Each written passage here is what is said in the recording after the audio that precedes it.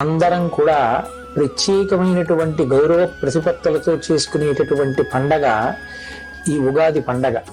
ఈ ఉగాదికే యుగాది అని ఒక పేరుంది. అంటే అసలు కలియుగ ప్రారంభం ఇవాల్టి రోజునే జరిగింది అని. భాషాపరంగా రాష్ట్రపరంగా వేరు వేరు ఉగాదులు ఉన్నప్పటికీ తెలుగు భాషకి మాట్లాడేటటువంటి వాళ్ళందరూ కూడా ఈ చైత్ర శుద్ధ పాడ్యమి నాడే ఉగాది పండగ చేసుకుంటారు. మనం చాంద్రమానాన్ని ఎప్పుడూ కూడా కాల గణనమునకు ప్రాతిపదికగా తీసుకుంటాం. ఈ చాంద్రమానమునందు చైత్రమాసం మొట్టమొదటి మాసంగా స్వీకరింపబడుతుంది. ఈ చైత్రమాసంలో వచ్చేటటువంటి శుక్లపక్ష పాడ్యమి ఏది ఉందో ఆ పాడ్యమి మొదటి తిథి. ఆ మొదటి తిథియే ఉగాది పండుగ. ఈ ఉగాది పండుగ ఎలా నిర్వహించుకోవాలి అన్నదాన్ని శాస్త్రాలు స్పష్టంగా చెప్పాయి.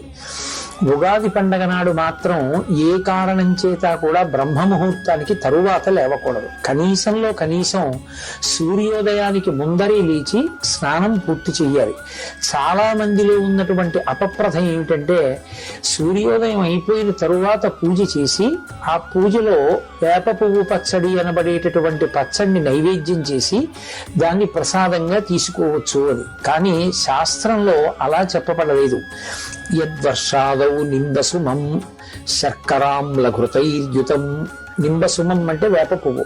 అది వర్షాదౌ సంవత్సర ప్రారంభంలో శర్కరాంలఘృతైర్యుతం. శర్కర అంటే పంచదార. కానీ పంచదార అన్నప్పటికీ కూడా దేవతలకి నైవేద్యం చేసేటటువంటి ప్రసాదంలో నిలవదోషం లేనటువంటి పదార్థమైన బెల్లాన్నే వాడతాం కాబట్టి బెల్లము అని అక్కడ అర్థం చేసుకోవలసి ఉంటుంది. శర్కరాంలఘృతైర్యుతం. అందులోకి పుల్లని పదార్థాన్ని చింతపండు రసాన్ని చేర్చి కొత్త చింతపండుని ఘృతైర్యుతం ఆవు నీతిని కూడా కలిపి అలా తయారు చేసినటువంటి పదార్థం ఏదుందో దాన్ని భక్షితం పూర్వయామేస్య తద్వర్షం సౌఖ్యదాయకం. దాన్ని ఎప్పుడు తినాలని చెప్పారంటే పూర్వయామమునందు తినాలి అని. పూర్వయామమునందు అంటే సూర్యోదయాత్ పూర్వమే తినాలి. సూర్యోదయాత్ పూర్వం ఆ పచ్చడి తినాలి అంటే అది భగవంతుడికి నివేదన జరిగి ఉండాలి కదా. భగవంతుడికి నివేదన జరిగి ఉండాలి అంటే పూజ పూర్తయి ఉండాలి కదా. పూజ పూర్తయి ఉండాలి అంటే స్నానం పూర్తి అవ్వాలి కదా. అంటే ఉగాది పండగ నాడు స్నానం అనేటటువంటిది బ్రహ్మముహూర్తంలో చెయ్యాలి. ఆ బ్రహ్మముహూర్తంలో స్నానం చేసే ముందు ఒళ్ళంతటికీ కూడా తైలాన్ని అలదుకుంటారు. తైలే లక్ష్మీ. ఉగాది పండగ నాడు బ్రహ్మ ముహూర్తంలో ఒంటికి తైలాన్ని అలదుకుంటే ఆ తైలమునందు మహాలక్ష్మి ప్రవేశించి ఉంటుంది. ఆ కారణం చేత అలక్ష్మి తొలగుతుంది.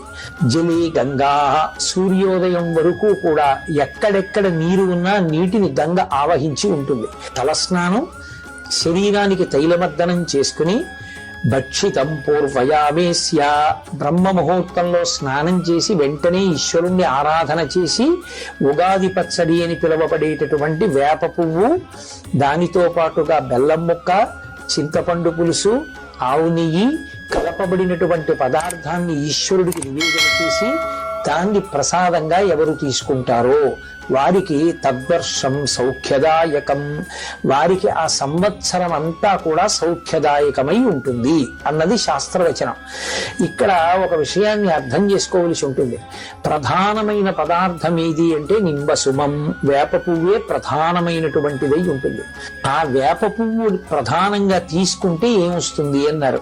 శతాయుర్వజ్రదేహాయ. 100 సంవత్సరములు జీవించగలిగినటువంటి లక్షణం. కేవలం 100 సంవత్సరములు ఆయుర్దాయంతో ఉండి ఏ మంచానో పడి ఉంటే ఉపయోగం ఏముంది? కాబట్టి వజ్రదేహాయ. ఆరోగ్యంతో ఉండి తాను ఏ సంకల్పం చేశాడో, ఏ కార్యం చెయ్యాలనుకుంటున్నాడో అటు భగవత్పరమైనటువంటి సమాజ అభ్యుదయము కొరకు చెయ్యాలనుకున్నటువంటి కార్యములను చేయగలిగినటువంటి సమర్థత శరీరమునందు నిలబడి దాని వలన వజ్రదేహాయ సర్వసంపత్ ప్రదాయచ.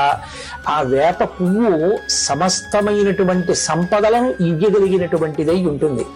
దానితో పాటుగా అది అరిష్ట నివారాయ. అరిష్టములను నివారిస్తుంది. భక్షితం నింబదళం అని ఆ నింబదళాన్ని, నింబ పుష్పాన్ని తీసుకుంటారు. ఈ నింబ అన్న మాటకి ఇంత ప్రఖ్యాతి వేప పువ్వుకి ఎందుకు ఇంత గొప్పతనం వచ్చింది అని పరిశీలనం చేసినప్పుడు మనకు ఒక విషయం అవగతం అవుతుంది. అమరకోశంలో నింబ అన్న మాటని మహానుభావుడు వ్యాఖ్యానం చేశాడు. నింబ అన్న మాటకు అర్థం ఏమిటంటే ఆరోగ్యం నయతీతి నింబ. వేప పువ్వు తిన్నట్లయితే ఆరోగ్యము నిలబడుతుంది. ఆరోగ్యము నిలబడడానికి చైత్రమాసంలోనే వేప పువ్వు రావడం, చైత్రమాసంలో మొట్టమొదటి తిథి అయినటువంటి ఉగాది నాడే వేప పువ్వు పచ్చడి తినడం, దీని వెనక ఉన్న మర్మం ఏమిటి అంటే యమధర్మరాజు గారి యొక్క దంష్టల కోరలు 2 ఋతువులలో బయటికి వస్తాయి. అవే వసంత శారదానేవా, వసంత ఋతువు, శరత్కాలము, శరదృతువు. ఈ 2 ఋతువుల యందు యమధర్మరాజు గారు ఒక్కొక్క కోర బయట పెడతాట. అది వసంత ఋతువులో చైత్ర శుద్ధ పాడ్యమి నాడు ఆ కోర బయటికి రావడం మొదలవుతుంది.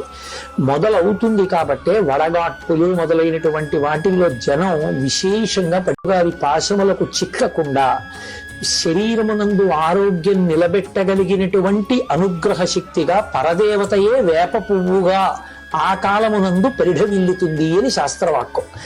శారదా నవరాత్రుల్లోనూ అమ్మవారికే పూజ, అలాగే వసంత ఋతువులోనూ లలితాపరాభట్టారికా స్వరూపానికే పూజ. ఈ 2 ఋతువుల్లోనూ అమ్మవారిని పూజ చేస్తే అమ్మవారి అనుగ్రహమే వేప చెట్లకి ఆ సమయంలో పువ్వుగా వచ్చి ఆ పువ్వుని ఈ పదార్థాలతో కలిపి అది ఏ సమయంలో తినాలో ఆ సమయంలో తినాలి. అనారోగ్యంతో ఉన్నటువంటి వ్యక్తి వైద్యుడి దగ్గరికి వెడితే ఏదో ప్రొద్దున్న 1 మాత్ర, మధ్యాహ్నం 1 మాత్ర, రాత్రి 1 మాత్ర వేసుకోండి అంటాడు. 7 రోజులు ఒక్కొక్క రోజు 3 మాత్రలు వేసుకోమన్నారు. 7 రోజులవి కలిపి 7 3 21 ఒక్కసారి వేసుకుంటే తగ్గిపోదా అని వేసుకోం కదా. అలాగే ఆయన చెప్పినట్లు వేసుకున్నట్లే శాస్త్రకారుడు చెప్పినట్టే ప్రసాదాన్ని తీసుకోవాలి. అందుకే భక్షితం పూర్వయామేస్య, ఎవరు బ్రహ్మ ముహూర్తంలో స్నానం చేసి వేప పువ్వు పచ్చడి తింటారో ఈశ్వర ప్రసాదంగా, అటువంటి వారందరికీ కూడా పరదేవతానుగ్రహంగా ఆరోగ్యము సిద్ధిస్తుంది. ఆరోగ్యము అంటే యమధర్మరాజు గారి యొక్క కోర బయటికి వచ్చిన కారణం చేత విస్తరించినటువంటి ఉపద్రవ స్వరూపమైనటువంటి భయంకరమైన వ్యాధులను తట్టుకోగలిగినటువంటి శక్తి వస్తుంది. అందుకే సాధారణంగా చైత్రమాసం నుంచి లోకంలో అతిసార వ్యాధి వంటి వ్యాధులు ప్రబలిపోతాయి. అవన్నీ అంటు వ్యాధులు, కళ్ళకలకలు రావడం, అతిసార వ్యాధి రావడం, అమ్మవారు అన్న పేరుతోటి చర్మ సంబంధమైనటువంటి వ్యాధులు రావడం, ఒంటి మీద మచ్చలు పైకి తేలడం, ఇవన్నీ అంటువ్యాధులై చాలా తేలిగ్గా ఒకరి నుంచి ఒకరికి సంక్రమించడం జరుగుతూ ఉంటుంది. వీటికి నివారణగా శాస్త్రం ఏం చెప్పిందంటే అంటువ్యాధులై చాలా తేలిగ్గా ఒకరి నుంచి ఒకరికి సంక్రమించడం జరుగుతూ ఉంటుంది.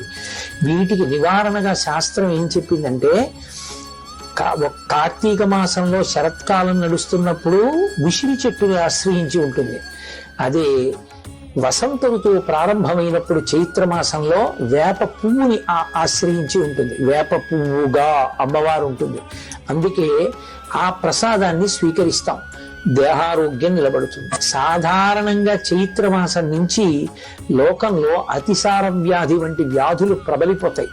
అవన్నీ అంటు వ్యాధులు, కళ్ళకలకలు రావడం, అతిసార వ్యాధి రావడం, అమ్మవారు అన్న పేరుతోటి చర్మ సంబంధమైనటువంటి వ్యాధులు రావడం, ఒంటి మీద మచ్చలు పైకి తేలడం, ఇవన్నీ అంటువ్యాధులై చాలా తేలిగ్గా ఒకరి నుంచి ఒకరికి సంక్రమించడం జరుగుతూ ఉంటుంది.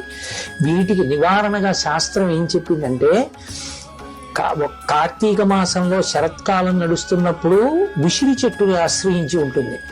అదే వసంత ఋతువు ప్రారంభమైనప్పుడు చైత్రమాసంలో వేప పువ్వుని ఆశ్రయించి ఉంటుంది. వేప పువ్వుగా అమ్మవారు ఉంటుంది. అందుకే ఆ ప్రసాదాన్ని స్వీకరిస్తాం, దేహారోగ్యం నిలబడుతుంది. ఇక 2, అటువంటి ప్రసాదాన్ని స్వీకరించినప్పుడు అందులో షడ్రుచులు కలగలిసిపోయి ఉంటాయి. జీవితం అనేటటువంటిది కేవలం సుఖాలు, కేవలం దుఃఖాలు అనుభవించడానికి వచ్చింది కాదు. కేవలం సుఖాలు అనుభవించాలి అంటే ఇక్కడ ఉండరు, దేవతగా ఉంటారు.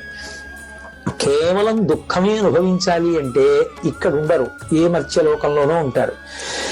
సుఖము దుఃఖము 2 కూడా అనుభవించాలి అంటే మనుష్య శరీరంలోకి వస్తాడు. సుఖ దుఃఖములు 2 అనుభవిస్తున్నప్పుడు ఒకసారి పొంగు ఒకసారి కుంగు రాకుండా తుల్య నిందా స్తుతిర్మౌని సంతుష్టో ఏనకేనచిత్ అనికేతః స్థిరమతి భక్తిమాన్ మే ప్రియో నరః అంటాడు గీతాచార్యుడు.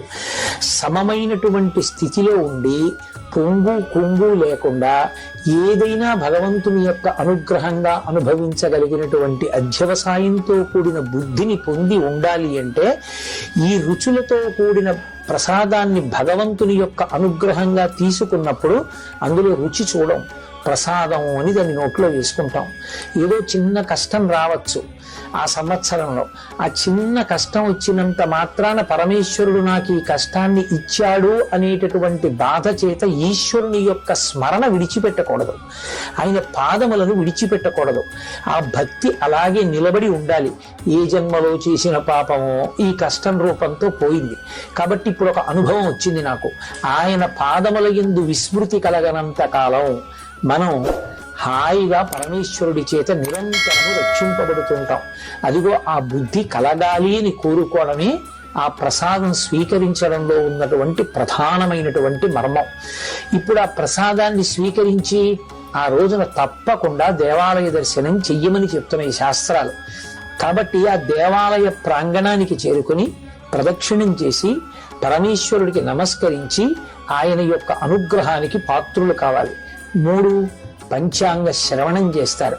పంచాంగము అంటే 5 అంగములతో కూడుకున్నది అని. తిథి, వారము, నక్షత్రము, కరణము,